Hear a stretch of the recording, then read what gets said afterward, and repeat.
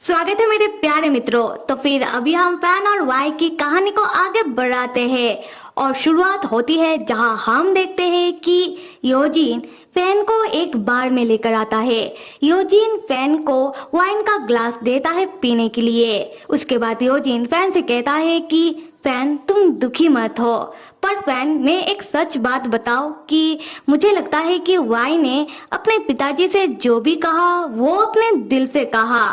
Fan तुम Y को अपना छोटा भाई मानते हो, पर वाई तो तुम्हें बस एक मजाक की तरह ले रहा है। और ये सुनकर तो फैन को गुस्सा आ जाता है। फैन गुस्से में योजिन से कहता है कि मैं इस बात का विश्वास नहीं करता। मैं जानता हूँ कि वाई कैसा इंसान है। और योजिन तुम मेरे दोस्त हो, इसका मतलब ये नहीं कि तुम मेरे छोटे भाई के बारे में जो मर्जी आए वो कहो। उसके बाद फैन उस वाइन के ग्लास से वाइन को पी जाता है, फिर गुस्से में उठकर जाने लगता है। जैसे ही फैन उठता है फैन को चक्कर आने लगता है और फैन गिरने वाला होता है। तब योजिन तुरंत फैन को संभालता है और फैन से कहता है कि फैन मुझे माफ कर दो, और फैन तुम मुझसे ऐसे नाराज मत हो, तुम यहाँ से मत जाओ फैन, तुम यहाँ बैठ जाओ और बाद में मैं तुम्हारे छोटे भाई को कॉल कर दूंगा तुम्हें पिक करने के लिए। उसके बाद योजिन उस वाइन के ग्लास को देखने लगता है जिसको फैन ने अभी अभी पिया है। योजिन उस वाइन के ग्लास को देखते हुए एक डेविल स्माइल करते हुए मन ही मन कहता है कि मैंने इस ग्लास में जो नशीला दवाई मिलाया था, लगता है कि धीरे धीरे करके उसका असर फैन में हो रहा है। तब फैन को योजिन में वाई दिखने लगता है। फैन योजिन को वाई समझ के उसके कॉलर को जोर से पकड़ता है और जोर से वाई का नाम लेता है। और ये देखकर तो योजिन चौंक जाता है। योजिन पूछता है कि फैन क्या तुम ठीक हो? फैन तब योजिन को वाई समझ के उसके ऊपर चिल्लाते हुए कहता है कि वाई तुम मेरे साथ ऐसा क्यों कर रहे हो? वाई तुम जो मेरे साथ इतने महीने से एक अच्छा भाई बनकर रह रहे थे, क्या ये सब बस एक नाटक था? वाई तुमने मेरे बारे में ऐसा शब्द क्यों कहा? वाई क्या तुम मुझसे इतना ज्यादा नफरत करते हो? और ये कहते हुए फैन रोने लगता है। योजिन तब इस बात का फायदा उठाकर वाई की तरह नाटक करने लगता है। योजिन तब फैन का हाथ पकड़ लेता है और फैन से कहता है कि हाँ आपने बिल्कुल ठीक कहा, मैं आपका वाई ही तो हूँ। तो फैन भैया क्या आप मेरे थोड़े और नजदीक आ सकते हो? फैन भी तब हाँ कहता हुआ योजिन के नजदीक चला आता है। योजिन तब फैन को जोर से पकड़ के एक टाइट हग करने लगता है। योजिन तब फैन से कहने लगता है कि मुझे माफ कर दो, मैंने मेरे पिताजी से जो भी कहा वो सब झूठ था। तो फैन भैया आप मुझे माफ तो कर दोगे ना? तब फैन कहता है कि हाँ वाई मैंने तुम्हें माफ कर दिया। योजिन तब फैन की ओर देखकर कहता है कि पर मैं कैसे मान लूं कि आपने मुझे माफ कर दिया? क्या आप इस बात को साबित करने के लिए मुझे एक किस कर सकते हो? फैन जो पहले से ही नशे में है, फैन इस बात के लिए मान जाता है और फैन योजिन को किस करने के लिए आगे बढ़ने लगता है। और जैसे ही फैन और योजिन के बीच किस होने वाला होता है, उसी वक्त वाई बहुत ही गुस्से में योजिन के पीछे से आता है और योजिन का कंधा पकड़ के योजिन को दूर धक्का मार कर फेंकता है। उसके बाद वाई योजिन को 2-3 मुक्के मारता है। फिर वाई बहुत ही गुस्से में योजिन से कहता है कि कमीने तुम्हारा हिम्मत कैसे हुआ मेरे फैन भैया को छूने की? और योजिन ये बंदा इतना बेशरम है कि वाई का मार खाने के बाद भी नहीं सुधरता। योजिन तब वाई से कहता है कि वाई तुम मुझे जितना पीटना चाहते हो पीट लो, पर वाई क्या तुमने नहीं देखा कि तुम्हारा फैन भैया ही था वो जो मुझे किस करने के लिए आगे बढ़ रहा था? वाई क्या तुम इसका मतलब समझते हो? इसका मतलब ये है कि तुम्हारा फैन भैया और मैं पहले से ही एक साथ है। और वाई तुम इतने सालों फैन के साथ नहीं थे, पर मैं था और हमारे बीच ये सब बहुत बार हुआ है। और पता नहीं इतने सालों बाद कहां से तुम आ गए। तुम मेरे और फैन के बीच बस एक थर्ड व्हील हो। तब वाई को भी याद आने लगता है कि हाँ, वाई ने भी तो अभी अभी देखा कि उसका फैन भैया ही था वो जो योजिन को किस करने के लिए आगे बढ़ रहा था। और ये सब याद करके और ये सब जानकर तब वाई को बहुत गुस्सा आने लगता है। वाई तब गुस्से में कांपने लगता है और साथ ही साथ परेशान होने लगता है। वाई तब कहता है कि नहीं, ऐसा नहीं हो सकता। फैन भैया ने मुझसे कहा था कि वो मुझे दोबारा कभी नहीं छोड़ेंगे। वो मैं ही था जिसने बचपन से लेकर आज तक फैन भैया का इंतजार किया, पर फैन भैया ने क्या कभी भी मेरा इंतजार नहीं किया? नहीं, ऐसा नहीं हो सकता। मैं दोबारा फैन भैया को अपना बना कर रहूंगा। और ये सब कहते हुए वाई अपना हाथ फैन की ओर बढ़ाने लगता है और यहाँ से होता है सीन शिफ्ट और हमें दिखाया जाता है वाई का घर, जहां हम देखते हैं कि फैन बेहोश होता है और वाई ने फैन को अपने कमरे में अपने बिस्तर से बांध कर रखा होता है। फैन को धीरे धीरे करके होश आने लगता है। फैन को जैसे ही होश आ जाता है और फैन देखता है अपना ऐसा बंधा हुआ हालत, फैन जोर जोर से वाई का नाम लेकर वाई को पुकारने लगता है। वाई तब एक ग्लास पानी लेकर फैन के पास आता है। वाई कहता है कि क्या आपने मुझे बुलाया? क्या आपको प्यास लगा है? थोड़ा पानी पी लीजिए। ये कहते हुए वाई फैन को जबरदस्ती पानी पिलाने लगता है। फैन तब वाई के ऊपर चिल्लाते हुए कहता है कि वाई, तुम्हारा दिमाग तो सही है, तुमने मुझे इस तरीके से बांध कर क्यों रखा है? खोलो मुझे। वाई तब फैन के मुंह के नजदीक चला आता है और फैन को निहारते हुए मुस्कुराने लगता है। वाई तब फैन के गालों को सहलाते हुए कहता है कि क्या खोल दूं आपको? उसके बाद आप यहाँ से भाग जाओ। फैन भैया, क्या आपको पता है कि मैंने आपको बांधकर क्यों रखा है? जिससे मैं आपको मेरे पास रख सकूं।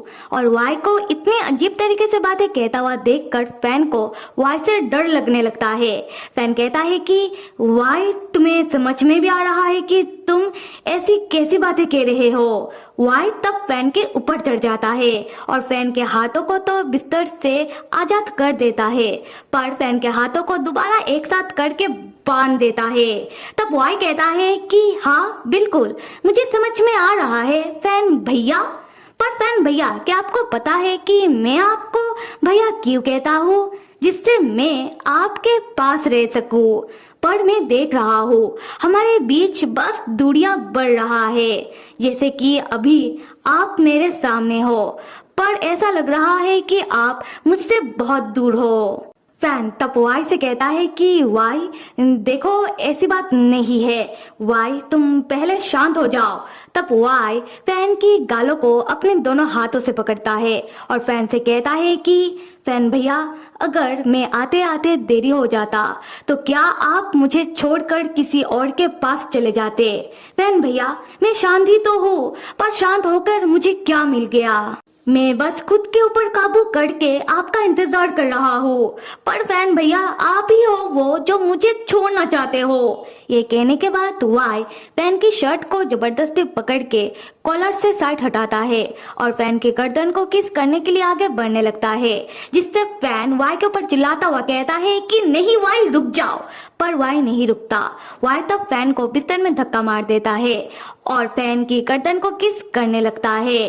तब फैन, जो पहले से ही नशे में होता है, इसलिए फैन अब वहां से भाग भी नहीं सकता क्योंकि फैन के पास उतना ताकत नहीं होता। फैन रोते हुए वाई से कहता है कि वाई, तुम मेरे छोटे भाई हो और मैंने तुम्हें हमेशा से ही अपना छोटा भाई माना है। वाई, तुम मेरे साथ ये सब नहीं कर सकते। वाई तब फैन के ऊपर उठकर बैठता है और फैन से कहता है कि फैन भैया, आपको इस बात का फिक्र करने की कोई जरूरत नहीं है। आपको आज से मुझे भाई मानने की कोई जरूरत नहीं है। आप मुझे अपना ही एक हिस्सा मानो, जिससे हम हमेशा हमेशा के लिए एक हो जाएंगे। उसके बाद वाई फैन के नजदीक आने लगता है और फैन के कानों में धीरे से कहता है कि बस यही एक रास्ता है जिससे आपको मुझसे कोई भी छीन नहीं सकता। फैन तब समझ जाता है कि वाई फैन के साथ क्या करना चाहता है। तब फैन का आंसू रुक ही नहीं रहा होता। फैन जैसे तैसे करके खुद को संभालता है और वाई को बस धक्का मारने लगता है, जिससे वाई फैन के ऊपर से हट जाए। फैन वाई से कहता है कि वाई, मुझे दर्द हो रहा है, मेरा तबीयत सही नहीं लग रहा। वाई, हटो मेरे ऊपर से। फैन तब जोर जोर से आहें लेने लगता है और फैन की तबीयत को बिगड़ता हुआ देखकर वाई रुक जाता है। वाई अपना हाथ फैन के माथे में लगाता है और देखता है कि फैन का शरीर गर्म हो रहा है। ये देखकर वाई कहता है कि ये क्या फैन भैया, आपका शरीर इतना गर्म क्यों हो रहा है। और मैं यहाँ बता दूं कि रात बीतने के साथ योजिन ने जो फैन के वाइन में नशीला दवाई मिलाकर दिया था उसका असर धीरे धीरे करके फैन के ऊपर और बढ़ रहा था। और ये बात अभी वाई भी समझ जाता है। वाई बहुत ही गुस्से में कहता है कि कमीना योजिन नौटंकी कर रहा था, अगर मैं टाइम पर नहीं आता तो पता नहीं वो योजिन आपके साथ क्या कुछ नहीं कर जाता। उसके बाद वाई फैन से माफी मांगता हुआ कहता है कि फैन भैया मुझे माफ कर दो, मैं आपके साथ नहीं था तो देखो आपके साथ ही क्या हो गया। फैन भैया आप मुझे ऐसे क्यों देख रहे हो कि मैं आपका कोई मदद नहीं कर सकता। और दूसरी तरफ फैन उस नशीला दवाई का असर बढ़ने के कारण फैन के शरीर में अजीब सा महसूस होने लगता है। फैन को बहुत गर्मी लगने लगता है। उसके बाद वाई फैन को उठाकर बैठाता है और फैन के हाथों को खोल देता है। वाई कहता है कि फैन भैया आपको तो बहुत अजीब सा महसूस हो रहा होगा नहीं। फैन जो कुछ कहने और सुनने के हालत में था नहीं। वाई तब फैन को कुछ देर तक ऐसे ही घूरने लगता है। उसके बाद वाई फैन को दोबारा बिस्तर में धक्का मार देता है और फैन के ऊपर चढ़ जाता है। वाई तब फैन के मुंह को फैन को किस करने लगता है। वाई फैन से कहता है कि फैन भैया मैं और इंतजार नहीं कर सकता, मैं खड़े खड़े नहीं देख सकता कि आपको किसी दिन कोई और लेकर चला जाए। तो फिर फैन भैया अब मैं आपके साथ जो भी करने जा रहा हूँ उसके लिए आप मुझे माफ कर देना। ये कहने के बाद वाई फैन के साथ फैन का नशे का फायदा उठाकर ऑफ कोर्स फैन के मर्जी के खिलाफ जबरदस्ती करता है। और फैन जो धीरे धीरे करके अपना होश खो रहा था। फैन तब रोते हुए मन ही मन बस एक ही बात सोच रहा था कि फैन के साथ ये सब क्यों हो रहा है। वो फैन ही था जिसने बचपन में वाई को अपने घर पनाह दी थी। क्या फैन ने ये सब अपने साथ ऐसा दिन देखने के लिए किया था। और यहाँ से बाहर का सीन दिखाया जाता है जहाँ बाहर बहुत तेज बारिश हो रही है। और अगर आप लोगों को याद हो कि जब फैन और वाई बचपन में पहली बार मिले थे तब भी बहुत तेज बारिश हो रही थी। तो मेरे मित्रों अब जो वाई ने फैन के साथ किया ये देखकर आप लोगों को आया ना वाई के ऊपर गुस्सा। वाई ने फैन का नशे में होने का बखूबी से फायदा उठाया।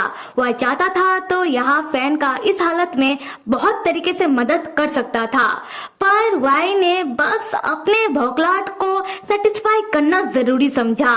और आप लोग बताओ कमेंट में कि आप लोगों को क्या लगता है। और कहानी को आगे देखने के लिए till then stay with me and see you.